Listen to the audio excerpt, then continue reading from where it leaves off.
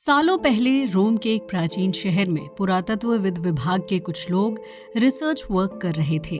तभी उनकी नजर एक ऐसी चीज पर पड़ी जिसने उन्हें हैरत में डाल दिया।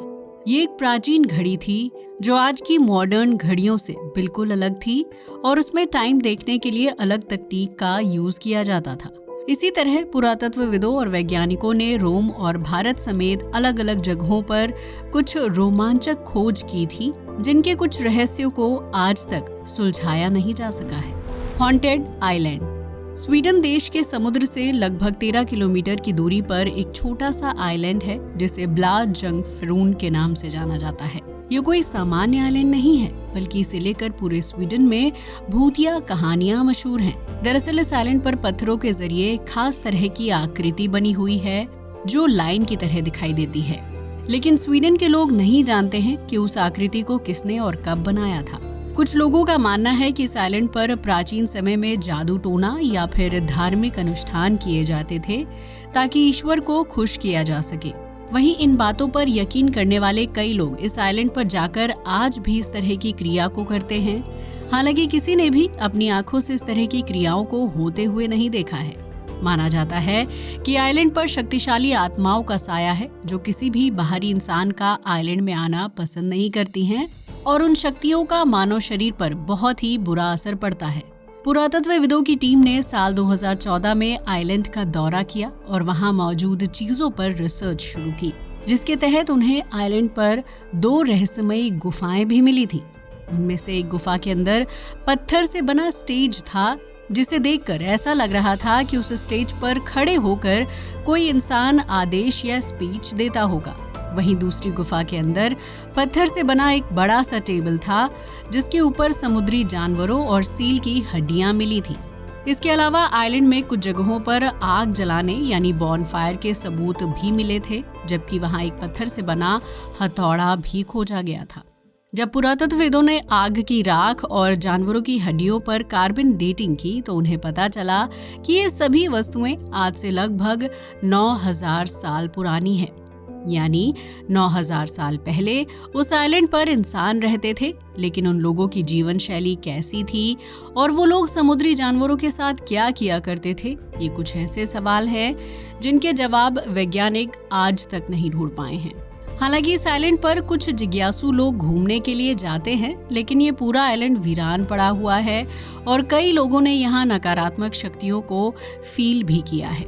ज्यादातर लोग सूरज ढलने से पहले आइलैंड से बाहर निकल जाते हैं, जबकि यहाँ रखे पत्थरों को हटाने से परहेज भी करते हैं। माना जाता है कि अगर कोई इंसान आइलैंड पर रखे पत्थरों को उनकी जगह से हटा देता है तो उसका बुरा वक्त शुरू हो जाता है और उसके साथ जानलेवा घटनाएं घटने लगती हैं।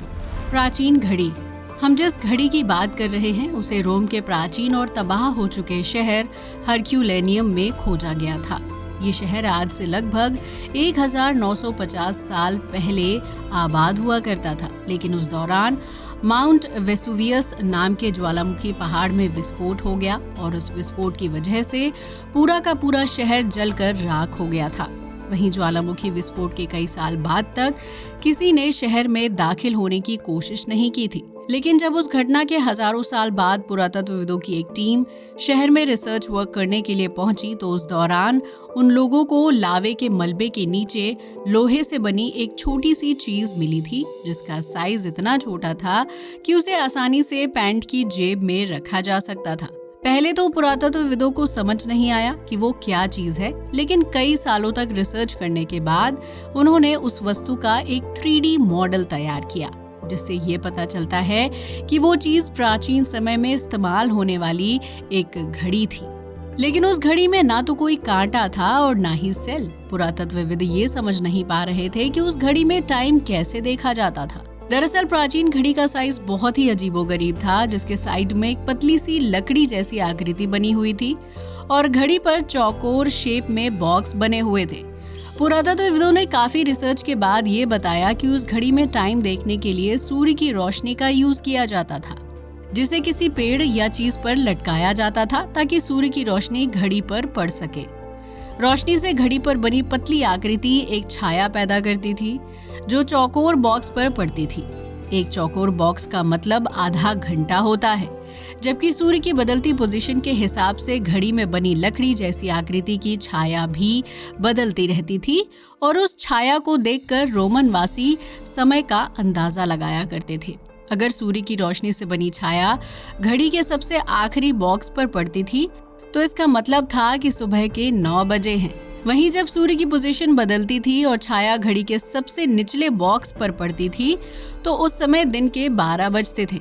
इस तरह प्राचीन के लोग इस घड़ी का यूज सूरज उगने से सूरज ढलने के बीच टाइम जानने के लिए किया करते थे, क्योंकि उस दौर में मिनट या सेकंड्स का महत्व नहीं होता था और लोग सिर्फ ये जानने के लिए घड़ी का इस्तेमाल करते थे कि सूरज ढलने में कितना वक्त बचा है।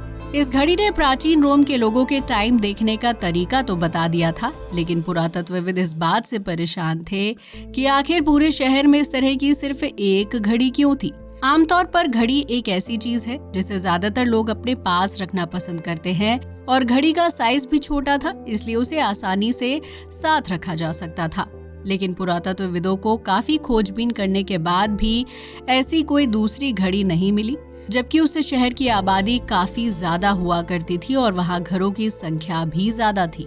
तो सवाल ये खड़ा होता है कि क्या पूरे शहर के लोग टाइम देखने के लिए एक ही घड़ी का यूज करते थे या फिर उस घड़ी को किसी दूसरे मकसद से बनाया गया था।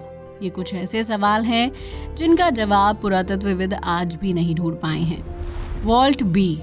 भारत के केरल राज्य में श्री पद्मनाभ स्वामी मंदिर को देश का सबसे अमीर मंदिर भी माना जाता है, जिसकी खूबसूरती देखते ही बनती है। इस मंदिर को आज से लगभग 1400 साल पहले बनाया गया था, जबकि इसकी साज सज्जा का काम 450 साल पहले पूरा किया गया था। ये मंदिर बाहर से दिखने में जितना आकर्षक है, इसके अंदर मौजूद तहखानों का राज उतना ही खतरनाक है। बताया जाता है कि मंदिर के अंदर कुछ गुप्त कमरे हैं जिन्हें 2 हिस्सों में बताया गया है। उनमें से वॉल्ट ए में 5 कमरों को जब खोला गया तो उनके अंदर करोड़ों की कीमत वाला सोना, चांदी और बहुमूल्य वस्तुओं की खोज हुई थी। लेकिन जब वॉल्ट बी में मौजूद छठे तहखाने को खोलने की कोशिश की तो उसके दरवाजे को देखकर हर कोई हैरान रह गया। दरअसल उस तहखाने के दरवाजे पर एक बड़ा सा सांप बना हुआ था, जबकि उसमें कोई ताला या कुंडी भी नहीं लगी हुई थी। जब तहखाने के दरवाजे को खोलने की कोशिश की गई तो लाख प्रयासों के बाद भी दरवाजा नहीं खुला। मंदिर के पुजारियों का कहना है कि उस दरवाजे को सर्प मंत्र के तहत बंद किया गया है और उसे खोलने के लिए उसी मंत्र का जाप करना पड़ेगा। लेकिन वर्तमान समय में किसी भी पुजारी को वो मंत्र नहीं पता है। दरअसल जब तहखाने के दरवाजों को बंद किया गया था तो उस दौर में मंत्रों की मदद से दरवाजे को लॉक किया जाता था और इसी वजह से तहखाने का खजाना सालों साल तक सुरक्षित रहता था। मंदिर के पुजारियों का कहना है कि अगर छठे तहखाने को जोर जबरदस्ती करके खोला गया तो इससे भारत समेत पूरे संसार में विनाश आ सकता है। इतना ही नहीं, इस तहखाने को खोलने के लिए जिस रिटायर ऑफिसर ने कोर्ट में अर्जी दी थी उसकी अचानक मौत हो गई थी, जबकि इस रिसर्च वर्क से जुड़े कई दूसरे लोग भी बीमार पड़ गए थे या फिर उनके साथ कोई न कोई बुरी घटना घट जाती थी। श्री पद्मनाभ स्वामी मंदिर के तहखाने को खोलने की प्रक्रिया को बीच में ही रोक दिया गया था, जबकि इस तहखाने का रहस्य और दूसरे कमरों में मिले खजाने का रहस्य आज तक सुलझ नहीं पाया है। कहते हैं कि इस छठे तहखाने में सबसे ज्यादा कीमती वस्तुएं और खजाना छिपा हुआ है, तो कोई बोलता है कि यह तहखाना दूसरी दुनिया से जुड़ा हुआ है और कुछ लोग मानते हैं कि इस तहखाने के अंदर खतरनाक सांपों का बसेरा है जो पूरे मंदिर और खजाने की रक्षा करते हैं। Camel carvings. साल 2018 में सऊदी अरब के रेगिस्तानी इलाके में घूम रहे कुछ पर्यटकों को रेत और चट्टानों से बने पहाड़ पर अजीबोगरीब आकृति दिखाई दी, जो काफी हद तक ऊंट से मिलती जुलती थी। ऐसा लग रहा था किसी कलाकार ने पहाड़ को काटकर उसमें ऊंट के चित्र या आकृति को बहुत ही बारीकी से उकेरा है। लेकिन सऊदी अरब के इतिहास को देखें तो रेगिस्तानी इलाके में इस तरह की कोई कलाकारी कभी नहीं की गई थी। इतना ही नहीं, ये पहाड़ कई सालों तक सऊदी अरब सरकार और आम लोगों की नजरों से छिपे हुए थे, क्योंकि इन पर रेत की मोटी परत चढ़ी हुई थी और लोगों को लगता था कि वो रेत का टीला है। लेकिन बीतते वक्त के साथ तेज हवाओं की वजह से पहाड़ पर चढ़ी रेत की परत हटती चली गई, जिसके बाद ये ऊंट की आकृति वाला पहाड़ अस्तित्व में आया। ये कोई एक पहाड़ या आकृति नहीं, बल्कि रेगिस्तान में कई पहाड़ों और चट्टानों पर ऊंट की आकृति और चित्र देखे गए हैं। पुरातत्वविद काफी खोज के बाद भी ये पता नहीं लगा पाए हैं कि इन चित्रों को किसने बनाया था, लेकिन उनका मानना है कि शायद आज से लगभग 7 से 8 हजार साल पहले पुराने समय में खानाबदोश जनजाति से ताल्लुक रखने वाले लोगों ने पहाड़ और चट्टानों पर ऊंट की आकृति बनाई होगी।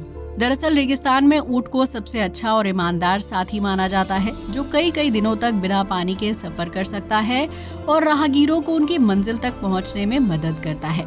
उन लोगों ने ऊंट के सम्मान में पहाड़ और चट्टानों पर उसके चित्र और आकृतियां बनाई होंगी, लेकिन पुरातत्वविद इस दावे को लेकर कोई सटीक सबूत पेश नहीं कर पाए हैं। वहीं आज से 7 से 8 हजार साल पहले सऊदी अरब का रेगिस्तान असल में एक सामान्य जगह हुआ करता था, जबकि उस वक्त ये पहाड़ रेत में दबे हुए नहीं थे और काफी ऊंचे हुआ करते थे।